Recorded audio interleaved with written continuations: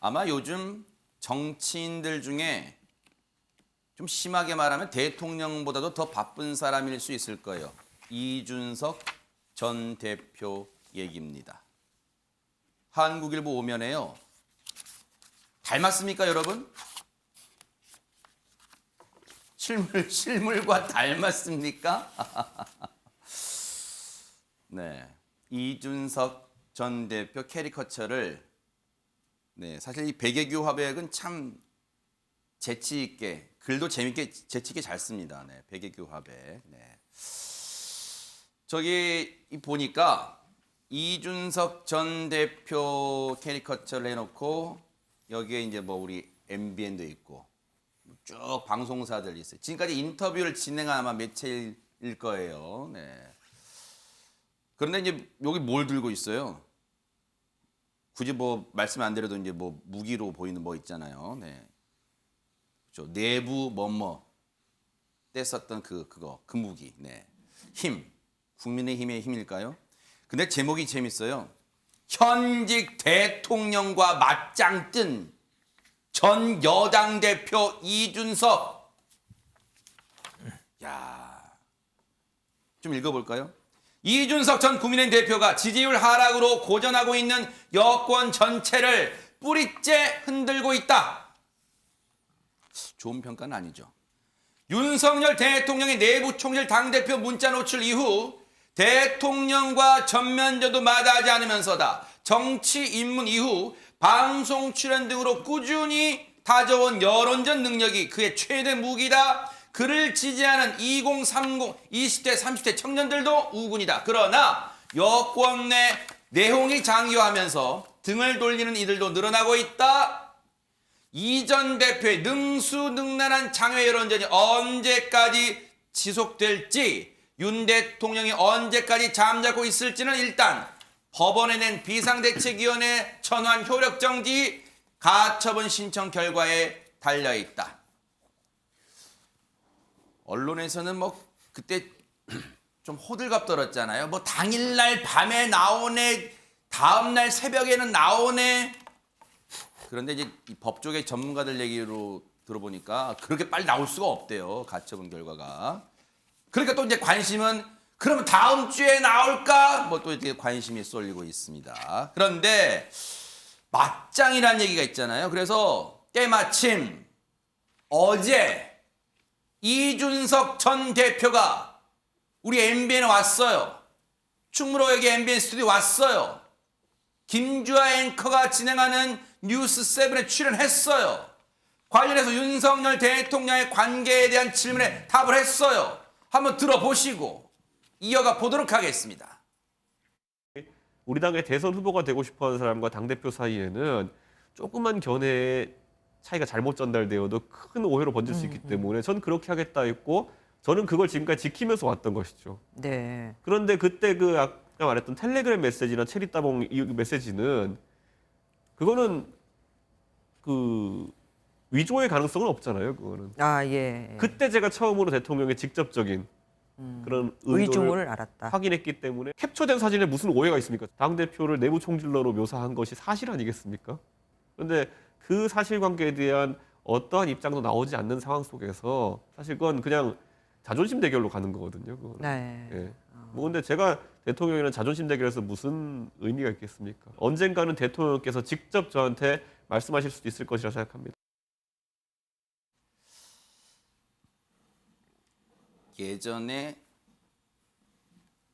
이병헌 씨가 주연으로 나왔던 영화 중에 달콤한 유혹인가? 그 영화 보면 달콤한 인생? 그 영화 보면 김영철 씨와의 대사 중에 그게 있습니다. 7년 동안 손발이 다 닳도록 충성했던 자기를 내치려고 하니까 마지막에 김영철 씨에게 어떤 무기를 겨누면서 왜 그랬어요? 말해봐요. 왜 그랬어요? 라고 말합니다. 흡사 그 장면 같아요. 지금 신성범 의원님, 이준석 대표는 언젠가 대통령한테 얘기 들을 날이 올 거다. 정말 대통령님 왜 이런 문자 보냈어요? 말해봐요. 정말 얘기해봐요. 지금 그런 심정 같아요.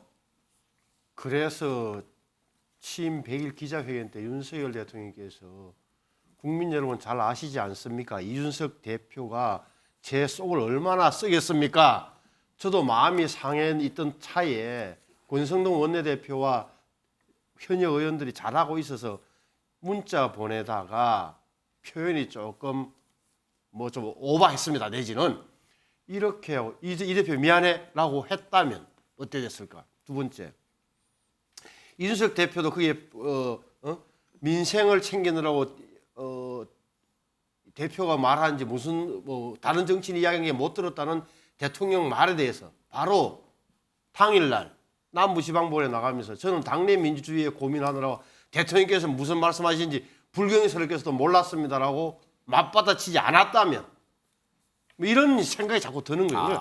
지금 왜 이렇게까지 왔느냐. 대통령과 이 여당 전 대표가 자존심 대결을 하면 뭘 하겠다는 거죠. 그러니까 이준석 대표에 대해서는 저는 이런 이야기죠. 결국은 이렇게까지 꼭 해야 되냐. 좀 많이 했다. 너무 많이 앞서 나가면 나중에 돌아올 그 테러를 없애면은 정치적으로 미래가 보장될 수 있겠느냐. 물론 분노에 차서 저렇게 하는 건데 저는 다음 주 초에 나올 가처분 결과에 따라서 어떤 결과가 나오든 당분간 이준석 대표는 입을 다무는 게 좋겠다. 다시 말하면 인용돼서 자기가 판정상한 결과가 나왔더라도 그 이후에는 차라리 가만히 있는 게 좋겠다. 그리고 대통령을 끝까지 이겨먹으려고 그런다는 느낌을 주잖아요. 이겨먹으려고 한다. 어른들 표현들 하는. 근데 그렇게 해서 첫째는 이길 수 있겠냐. 대통령 입장에서도 그럼 윤핵관을 제쳐달라. 윤핵관들을 다 떨어내고 새로 정치를 시작해달라는 이준석 대표의 저 생각을 대통령이 지금 현 상황에서 100% 받아줄 수 있겠어요? 거의 현실적으로 보면 어려운 대목이 있는 거예요. 적전선에서 타협을 해야 된다. 그리고 또 하나는 대통령 측에서도 뭔가 시그널을 보내줘야 돼요. 특히나 윤핵관 쪽에서는 예를 들어서 지금 뭐 직접 연결이 되는지 안 되는지 모르겠지만 제3자 입장에서 보자면 윤리위원회가 다시 한번 강한 입장을 표명한다든지 그리고 갑자기 있던 2030 세대들이 이준석 말고 우리 같은 2030도 있어요 라면서 이준석 대체제인 것처럼 나타나는 이런 모습 자체가 또 이준석 전 대표를 자극해서 싸움을 크게 붙이고 있다라고 봐요. 근데 앞서도 이준석 전 대표가 김주아 앵커와의 대담에서 그 얘기했지만 언젠가는 대통령이 저한테 말해주지 않을까요? 그랬잖아요. 그렇다면 뭔가 대화를 나눌 수도 있다는 여지를 남겼잖아요. 근데 이게요 미묘하지만 뉘앙스의 변화가 있습니다. 왜냐하면 지난주 바로 일주일 전입니다. 토요일 날 13일 날 기자회견할 때는 기자들이 일문일답 때 대통령과 혹시 직접 만나서 풀 생각 없냐 했더니 대통령과 지금 만나서 뭐 하겠냐. 또 그리고 풀 것도 없다. 아주 부정적으로 얘기했고 이틀 뒤에 라디오 인터뷰에서도 그때도 만날 이유가 없다. 만날 가능성 없다. 그런데 그젠가요? 한 지상파 방송 나갔을 때는 만날 수도 있다. 근데 지금은 아니다. 시일이 오래 걸릴 수도 있다. 신경민 의원님, 앞서 신성범 의원님도 그 얘기했지만 자존심 대결이란 말을 대통령과의 관계에서 쓴다? 이 자체도 본인이 썼던 표현이지만 불경스럽다고 느끼는 국민의힘 당원분들도 많으실 수 있다 이런 생각도 듭니다. 지금 이 일주일 동안 돌아가는 싸움을 보면서 국힘당 내부는 물론이고 일반적인 국민들도 이렇게 가서는 안 되는 거 아니냐라는 생각들을 지금 많이 하게 됐어요. 특히 윤 대통령의 기자회견을 지켜보고 또 이준석 대표의 일일 한두 개의 그 미디어에 출연하는 그 전략과 그 내용을 지켜보면서 윤도, 이도 그리고 지금 여기에 대응을 하고 있는 청년과 윤리위 등 윤핵관이 뒤에 있겠죠. 윤핵관도 모두 다 지금 책임감을 갖고 또 윤 대통령은 대통령직의 위중함과 엄중함에 대한 이해가 있는 것이냐라는 거에 대해서 다들 고개를 갸우뚱하기 시작했을 겁니다. 지금 이 일주일 동안에 누구도 이거에 대해서 그래 잘하고 있어 한번 해봐 끝까지 한번 가봐 이렇게 생각할 수가 지금 없는 지경에 와 있습니다. 윤 대통령이 지난 이번 주죠. 이번 주 회견에서 가장 잘못한 답변 한 30분 정도 질문 답변이 있었는데요. 20분 동안 그랬는데 그게 그 대목입니다. 나 저기 민생하고 안전, 국민 안전 챙기느라고 누가 무슨 얘기했는지 전혀 모릅니다. 이렇게 얘기하는 대통령이 세상에 어디 있습니까? 하하. 지금 이 문제는 윤리위의 7월 8일 아침 윤리위의 결정에서 비롯됐지만은 결정적인 대목은 7월 26일 체리 따봉 문자에서 확 커진 겁니다. 그러니까 윤 대통령도 책임이 있는 거예요. 그러면 윤 대통령이 지금까지 도어 스태핑 출근길 문답에서 얘기했던 나는 당무는 잘 모르고 앞으로도 뭐 아른 채 할 생각이 없습니다라는 게 전부 거짓말이라는 게 확인된 거 아니겠어요? 근데 기자회견 100일 그것도 100일 기자회견에서 또 거짓말을 한 겁니다. 지금 이 문제를 풀 수 있는 사람은 이준석 대표와 윤 대통령밖에 없습니다. 그래요. 지금 뭐 윤핵관이 나와서 얘기한들 이준석 전 대표가 그래 한번 얘기해 봅시다 하겠습니까? 주호영 비대위원장이 와가지고 얘기 좀 합시다 그러면은 그럽시다 하겠어요? 이건 윤 대통령이 밀사를 보내든지 아니면 본인이 직접 만나든지 몰래 만나면 되잖아요. 그래가지고 윤 대통령이 이거 풀어야 되는데 풀 수 있는 결정적인 계기에 나는 여당 내분 잘 모릅니다. 바빠서 잘 모르겠어요. 그러니까 바로 그날 받아 쳐버리잖아요. 저도 바빠서 당내 민주주의 때문에 대통령이 뭔 말하는지 잘 모르겠습니다. 이 조롱을 해버려. 조롱도 사실은 잘한 전략은 아닌데요. 지금 이렇게 가면은 누구한테도 도움이 안 되는 거고요. 이거 이렇게 대리전으로 청년들이 나와서 대리전하죠. 윤리위도 대리전을 한다는 느낌을 지금 주는 거잖아요. 지금 이러고 있을 때가 아니고요. 이제 물론 그래 법원의 결정을 한번 기다려 보세요. 지금 이런 거 아니겠습니까? 법원한테 맡겨놓은 겁니다. 이렇게 나라가 굴러가서는 안 되고 정부와 여당 네. 또 대통령과 여당 대표가 이렇게 가서는 안 됩니다. 네. 경향신문 4면을 보겠습니다. 어제 국민의힘 당윤리위원회가 입장문을 냈어요. 이 와중에.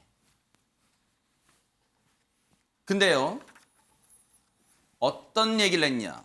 당 위신을 훼손하는 행위에 대해서는 엄정하게 심의하겠다. 누구라고 입장문 제가 다 읽어봤는데요.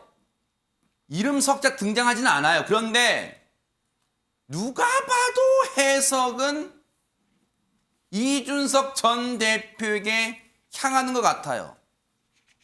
그러면 세상 사람들도 해석할 정도면 비상한 머리를 가지고 있다고 평가되는 이준석 전 대표가 모를 리가 없잖아요. 그래서 경고장 받은 이준석 푸하하. 어떤 언론이 이제 이 윤리위 입장문에 대해서 어떤 입장이십니까? 취재를 했겠죠. 그랬더니 답을 원래는 하가 3번 들어갑니다. 푸하하하. 네, 여기는 글자 수 때문에 하나 줄였나 봐요. 푸하하하. 어이없다는 얘기겠죠. 관련해서 어제요. MBN 뉴스7에 나와서 이 내용에 대한 답변도 했습니다. 한번 들어보시고 이어가 보도록 하겠습니다.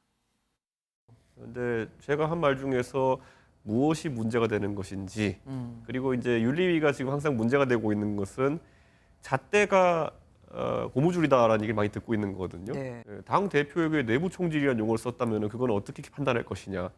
윤리위가 스스로 어려운 숙제들을 다 끌어안고 있습니다. 보면은 당내 가장 큰 분란을 초래했던 언사라고 한다 그러면은 당 대표가 한 행동에 대해 내부 총질이라 지칭했던 행위 아니겠습니까?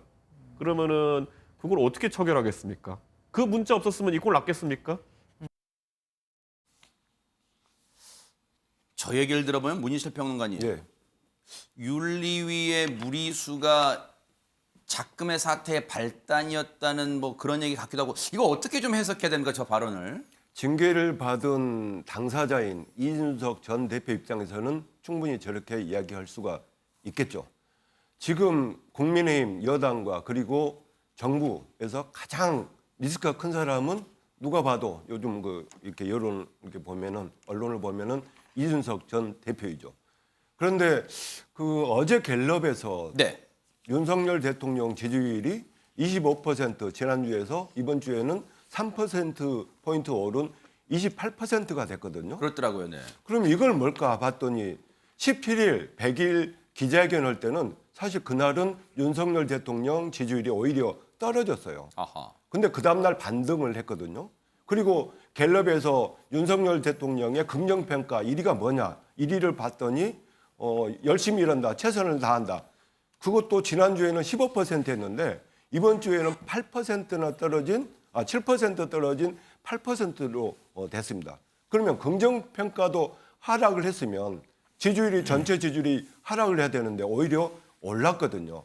그래서 이게 뭘까 이렇게 제가 이제 조금 꼼꼼하게 봐봤더니 이준석 전 대표 때문에 이 흐름이 바뀌고 있더라고요.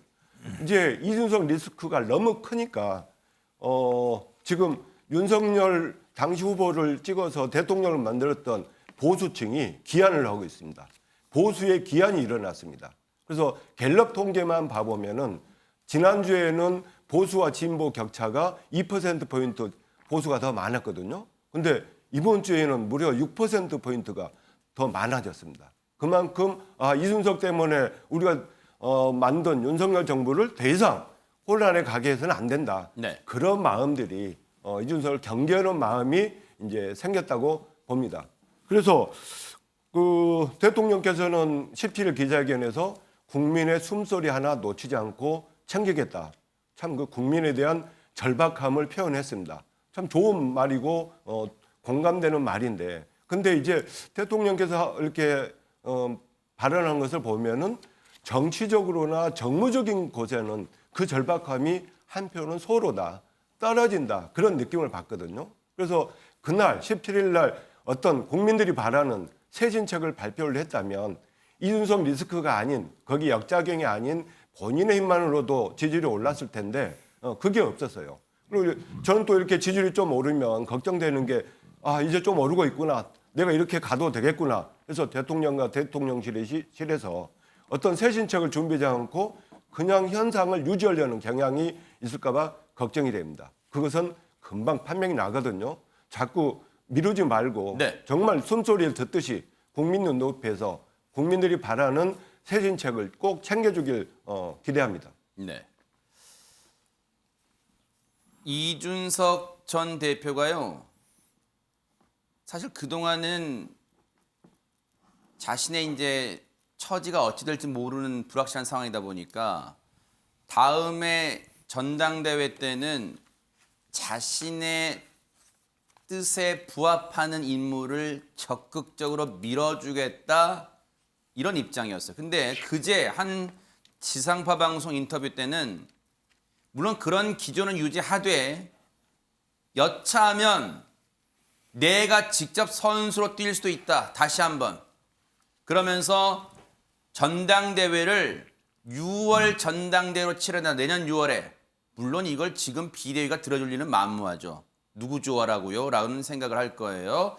어쨌든 자신이 아직까지도 6월 전대를 주장한다는 건, 유영하 교수님, 나 아직 안 죽었어, 여전히 국민의힘의 당대표는 나야, 라는 어떤 정치적 수사, 정치적 플레이를 하고 있다고 봐야 될까요? 어떻습니까? 이준석 대표의 정치적인 전략 계획은 제가 봤을 때는 과거에 이제 거의 비슷한 용어를 썼는데, 박근혜 전 대통령이 18대 총선인가요? 그때 공천 완전히 친박계 학살당했죠. 그러니까 저도 속고 국민도 속았습니다, 이런 거 있었잖아요. 네네. 이준석 대표도 마찬가지로 그런 용어를 최근에 썼어요. 그죠? 나도 속고 국민도 속았다. 네네.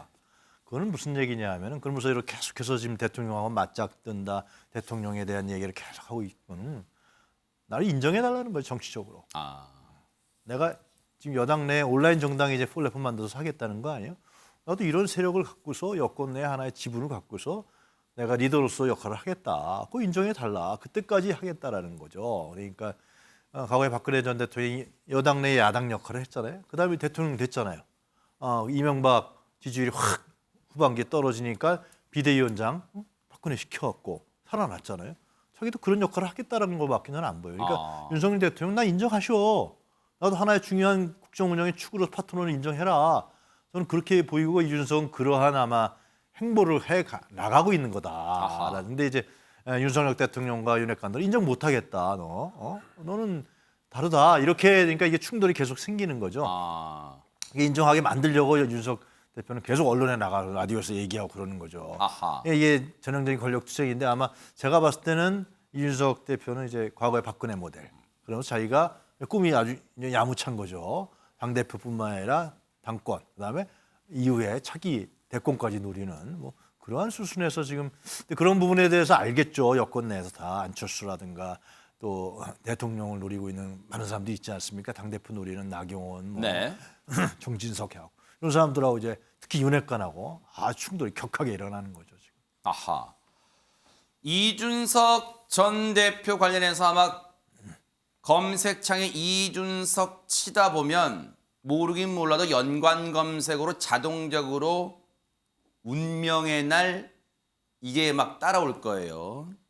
사실 엊그제 가처분 신청 결과 신문 날에 뭐 나온다 어쩐다 언론이 좀 호들갑 떨었습니다만 그렇게 빨리 나오질 않고 그러면 이제 다음 주쯤에 나올 가능성도 조심스럽게 제기가 되고 있어요. 사안의 중대성 뭐 감안해서 물론 그것도 장담 못합니다만 어쨌든 관심은 언론들의 관심은 인용 즉 법원이 이준석 전 대표의 주장을 받아들였을 때 또는 기각 아니다 이건 받아들일 필요가 없다라고 하거나 인용이냐 기각이냐 이게 운명의 기로잖아요. 관련 질문이 어제 김주아 앵커가 했습니다. 한번 들어보시고 이어가 보도록 하겠습니다. 국민들이 봤을 때는 그 소위 좀비 최고위 그래서 사퇴했기 때문에 비상이라고 선언한 다음에 나중에 모여가지고 다음 절차를 진행하는 이런 상황들 이거는 그냥 웃지 못할 촌극입니다. 저는 아무것도 기억 안 했습니다. 자 그리고 나가지고 그럼 대통령이 보낸 텔레그램 문자를 권성동 원내대표가 노출시켜가지고 국민들이 분노를 했는데 지위가 박탈된 사람이 이준석밖에 없습니다. 그 번개불에 콩 구워 먹듯이 이 진행된 비대위 전환 절차라고 하는 것은 국민들의 평가가 끝난 사안입니다.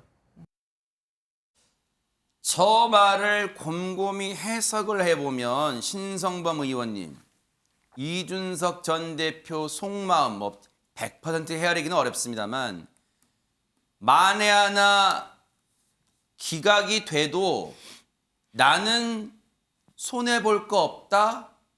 혹시 그런 마음이 깔려 있을까요? 이준석 전 대표는 뭐라고 생각하면 손해가 크죠. 왜냐하면 이 싸움에서 이 전투에서 가운데선 심판격인 법원에서 이준석 대표를 주장을 받아들이지 않는다면 이제 정치적인 효과가 떨어지는 거예요. 그러니까 언론에 계속 나오더라도 첫째 언론에서 별로 안 다뤄줄 거고 어떻게 보면은 다른 제3자가 손을 평가를 했기 때문에 떨어질 수밖에 없는 거다. 본인은 굉장히 섭섭하겠지만 두 번 근데 만에 하나라는 표현을 뭐 합니다. 인용이 되면 이 엄청난 효과가 있다. 후폭풍이 몰아붙인다. 인용된다 의미는 정확하게 무슨 말이냐면은 국민의힘의 전국위원회 의결이 효력 정지가 되고 따라서 비대위원장과 비대위원회가 직무가 정지되는 거예요. 이렇게 되면 권성동 원내대표가 다시 당대표 직무대행이 돼야 돼요. 그러면 또 전국위원회에서 최고위원들을 뽑아서 새 지도부를 구성해야 돼요. 이렇게 되면 권성동 원내대표에 대해서 그렇게 재신임했던 의원들이 안 참을 거예요. 제가 보기에는.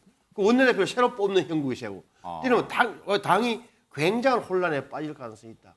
그렇다고 해서 이준석 대표는 당에 복귀도 못해요. 6개월 후까지는. 따라서 이 혼란이 크다. 바꾸고 말하면 기각이 되면 큰 파장은 없지만 이준석 대표는 타격을 입고 인용이 되면 당 전체가 거의 제가 보기에는 위험한 상태로 간다. 법원은 어떻게 할 것 같으냐? 제가 네. 보기에는 지금 국민의회에서 걱정하는 게 왜 이렇게 길어지냐를 걱정해야 되는 거예요. 왜 빨리 안 해주는 거지? 왜? 빠르게 한다 하면 3명의 판사들이 부장판사와 주심이 모여서 아하 양쪽에서 이렇게 주장하나 정치권에 항용했던 걸로 미뤄보면 큰 문제 없다. 정당 내부의 일이다라고 해서 빠져나가기 가장 쉬운데 이렇게 오래 끈다는 것은 뭐냐? 헌법은 어떻고 정당법의 취지는 어떻고 국민의힘의 당헌 당규는 어떤데 이렇게 논리를 구성해서 길게 끄는 것 아니냐는 불안감을 갖고 있는 거예요. 저 결과는 모르겠지만 네. 제가 보기에는 국민의힘의 관계자 입장에서는 혀가 바짝바짝 탈 겁니다. 네. 그래서일까요? 사실 신경민 의원님 아마 모르긴 몰라도 대통령 또는 대통령실 그리고 윤핵관 지금 속이 바짝바짝 새까맣게 타들어갈 게 이준석의 입을 다물게 해야 되는데 지금 뾰족수도 없고 그걸 강제할 수도 없었으니까 막 속이 타들어갈 것 같습니다. 뭐 만나는 거 외에는 방법은 없죠. 지금 금방 신 의원께서 쭉 설명을 해줬듯이 인용됐을 때는 뭐 핵폭탄 맞고 완전히 분쇄되는 그런 모양새가 되는데 기각이 되면 이준석 대표의 그 기세라고 그럴까요? 그 뭐 대폭 꺾이는 건 뭐 할 수 없는 거죠. 이 본안 소송은 뭐 1년 가까이 걸리니까요. 우리가 지난번에 윤석열 검찰총장 때 봤거든요. 네네. 가처분은 인용이 됐지만 본안에서는 패소했거든요. 예, 예. 그러니까 이게 뭐 반대가 될지도 모르는 거죠. 뭐 어떤 결론과 어떤 조합이 될지는 우리가 현재로서는 예측하기 어렵지만 이 재판부의 숙고의 시간이 길어지는 것이 누구한테 유리하냐라는 것은 좀 생각을 해봐야 되죠. 근데 지금 그 사이 일주일 동안에 이준석 대표가 계속 일일 한두 개 매체를 통해서 여러 가지 얘기를 하는데 그중에서 윤석열 대통령에 대한 총체적인 평가가 몇 개 나왔단 말이에요. 아. 지금 기억나는 게 맨 처음에 나왔다는 게 개고기 논쟁이 있었고요. 두 번째로 기억나는 것이 녹슨 수도꼭지였다라는 부분. 그리고 세 번째가 국민도 나도 속았다. 아하. 라는 뭐 이런 몇 가지잖아요. 그래서 대인배인 줄 알았더니 소인배였다라는 윤석열 개인 자체 그리고 리더십에 대한 총체적인 평가가 나왔습니다. 그래서 지금 이걸 윤핵관 쪽에 있는 사람들이나 윤핵관에 가까운 사람들은 선을 넘은 거 아니냐 이렇게 대통령과 맞짱을 뜨는 모습 대통령의 험담과 폄하를 하는 것이 맞느냐 지금 이렇게 얘기를 하고 있는데요. 제가 보기에는 아직 레드라인을 넘은 건 아닙니다. 그러니까 지금 이준석 대표도 선을 넘을 듯 말 듯 넘을 듯 말 듯 하면서 레드라인 근처까지는 가지만 레드라인을 절대 넘지 않습니다. 그래서 이거 지금 보는 거죠. 네. 기각이 될지 인용이 될지를 보는 거고요. 만약에 기각이 된다 그러면은 그때 이제 상황을 판단해 봐야 되겠지만 레드라인을 넘을 수도 있습니다. 그 레드라인을 넘는다는 얘기는 뭐냐면은 윤석열 그리고 김건희 여사 이 두 사람에 대한 구체적인 팩트를 가지고 공격할 수 있습니다. 하하. 그렇다면 이건 보통 문제가 아닌 거죠. 그래서 아마 이 부분에 대해서 대통령실도 그렇고 대통령도 그렇고 윤핵관들도 그렇고요. 레드라인을 넘었다 그러면은 그건 이제 그때 되면은 이제 비상 상황으로 들어가는 거죠. 그래서 지금 이것은 레드라인을 금방 넘지는 않겠지만 재판부의 결정에 따라서 그게 이제 주초에는 나올 걸로 예상이 되니까요. 결정에 따라서는 이준석 대표의 전술 전략이 어떻게 운영이 될지를 지켜봐야 될 겁니다. 얘기를 듣고 보니까 국민의힘은 그야말로 폭풍 전야, 태풍 전야의 느낌일 것 같아요. 지금 가처분 신문 결과를 앞두고요. 그런데 어제 MBN에 출연해서 사실 그런 지적이 언론들은 많이 했어요.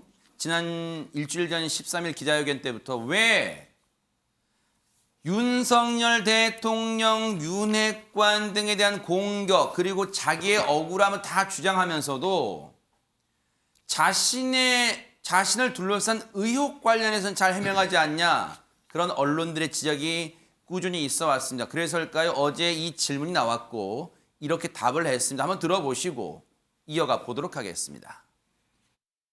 방송에 나가서 저한테 만약 그 질문이 들어오면은 저는 그런 일이 없었다라고 제가 명확히 얘기합니다. 하기 위조를 하지 않았다는 걸 증명해라. 입증 책임이 어디에 있느냐의 문제거든요, 이거. 그거는 만약에 경찰 수사에 만약에 도움될 만한 자료가 있으면 제출하면 되는 것이고 저에게 해명을 요구하려면 구체적인 해명을 요구해야 되는 것이거든요. 근데 예를 들어서 매번 사람들이 이야기하는 예를 들어 뭐 김철근 정무실장이 무슨 뭐 7억 각서를 뭐 이렇게 했다. 그 내용이 뭔지를 제대로 알고 있는 사람도 드물어요. 대가성으로 뭐 이렇게 했다 이렇게 이야기하는데 그런 내용도 전혀 없고요. 사실 내용을 이준석 전 대표 말 맞다나 지금 성상납 의혹이라는 5글자가 주는 파괴력 때문에 일단은 사안이 민감하고 중대해 보이는데 디테일하게 자세하게 내용을 잘 아시는 시청자분들 많지 않을 거란 생각도 해봅니다. 그렇다면 결국 문인철 평론가님 예. 경찰 수사를 통해서 뭔가 빨리 이 혼란을 막는 차원에서도 뭔가 나와야 되는데 왜 경찰 수사 이렇게 오래 걸리는 거예요? 진짜 오래 걸리고 있죠. 그런데 제가 짐작하기로는 이게 정황 증거를 이제 그 성상납을 저희가 그 해줬다, 돈도 내고 이렇게 뭐 해줬다 하는 그 사람의 말만 있지 어떤 증거가 뚜렷하게 있는 건 아닌 것 같아요. 그래서 뭐 정황만 막 이야기할 뿐이지 구체적으로 뭐 어떤 게 없으니까 그래서 결론 내리기가 애매하니까 이렇게 자꾸 늦춰지는 거 아닌가. 증거가 정말 딱 있다면은 이런 단계에서 그 이준석 전 대표 입을 막을 수 있는 것은 정말 그거 이거다. 그리고 증거를 제시해버리면 정말 더 이상 말을 못 하잖아요. 정계를 떠나야 될 상황도 될 수 있겠고요. 그런데 저는 지금 이준석 전 대표가 매일 언론에 나와서 이렇게 이야기를 하고 또 대통령하고 각을 지고 또 윤핵관 뭐 물리치겠다. 네. 어떤 뭐 전사처럼 이렇게 싸우고 있는데 이건 여당 사람이 아니라 야당의 열렬투사 같은 행보를 하고 있는데요. 그래서 거기에 대한 우려나 부담도 많이 갖고 있다. 이렇게 이제 짐작도 하고 생각을 하는데 저는 그냥 입을 그냥 다물게 할 필요가 없을 것 같아요. 그냥 놔둬버리면 이게 얼마나 갈까요? 저런 행동들이 계속 그 언론에서 보도가 되고 하는 게 저는 1, 2주 내로 끝나지 않을까. 더 이상 소재도 없고 또 맨날 윤핵관 공격하고 또 대통령 험담하고 그런 것들이 과연 국민들한테 특히 국민의힘 지지층한테는 어떻게 보여질까.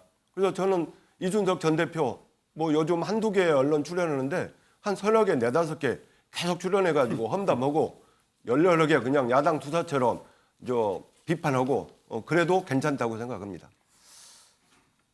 사실 이준석 전 대표 입장에서 보면 반전의 기회가 될 수도 있다고 생각하는 게 가처분 신문 결과일 수도 있겠습니다만 물론 오래 걸릴 가능성이 큽니다만 경찰 수사 결과일 수도 있을 것 같아요. 그렇다 보면 앞서 말씀해 주신 것처럼 자신을 둘러싼 의혹 관련해서 물증이 나오느냐가 관건일 텐데 어쨌든 이준석 전 대표 입장에서는 경찰 수사가 속히 나와서 지금 자신이 주장하는 것처럼 언론 나와서 주장하는 것처럼 아무 혐의도 없다. 그게 또 경찰이 혐의 없음으로 해준다면 그것도 또 하나의 반전 기회가 될 수는 있을 듯 하지만 아직은 장담 못하는 상황이에요. 좀 그게 상식적이지 않은 거죠. 작년 12월에 이게 고발했을 거예요 아마. 근데 지금 8월입니까? 예. 경찰 수사가 진전이 없잖아요. 김성진 그 아카이스 대표인가요? 그 양반 뭐 참고인 수사나 해서 발표하고 그 변호인도 바뀌었죠. 전에 다른 여성 변호사였던 거 기억한다. 강신업 변호사라고 이 건희사랑의 대표. 그 사람이 이제 나타나왔고 거기서 나왔던 자기가 뭐 참고인 조사에서 나왔던 부분을 계속 언론에 얘기하는 정도 수준이란 말이죠. 지금은 공세 자체가. 근데 나오는 얘기는 그거 아니에요. 결국 이제 공소시효가 이미 끝났고 오래전 얘기고 그리고 뇌물죄가 성립이 안 된다는 얘기가 나오는 거죠. 그 당시에 이준석 대표는 민간인이었단 말이죠. 뇌물죄가 성립되려면 공직에 있어야 되는 것인데 성상납이 됐다 할지라도 뭐 뇌물죄가 성립이 안 된다 그런 얘기가 나오는 것이고 성상납 의혹이다. 그리고 공소시효도 지났다. 그럼 과연 이준석이라는 사람을 경찰에서 올가맬 수 있는 부분이 뭐가 있느냐? 뚜렷하게 없다라는 거죠. 있으면 벌써 얘기했겠죠. 지금 윤석열 정부와의 경찰인데요. 저렇게 대통령을 대통령하고 뭐 어쩌고저쩌고 얘기하고 막 그러는데 또 수위가 높아질 수도 있는데 그걸 알고 있겠죠. 이준석 대표. 나는 이제 법적으로 할 수 있는 게 없다. 그러니까 저렇게 이제 정치적으로 맞짱 뜨자 이렇게 하는 건데 모르겠습니다. 경찰 수사가 검찰에서 이걸 어떻게 해서 뭐 기소할 수 있는 부분이 있는 근데 그게 없으니까 지금 이준석 대표도 저렇게 얘기하고 다니는 거고 경찰 수사도 진전이 네. 되고 현재까지 상황은 그런 것 같아요. 아하.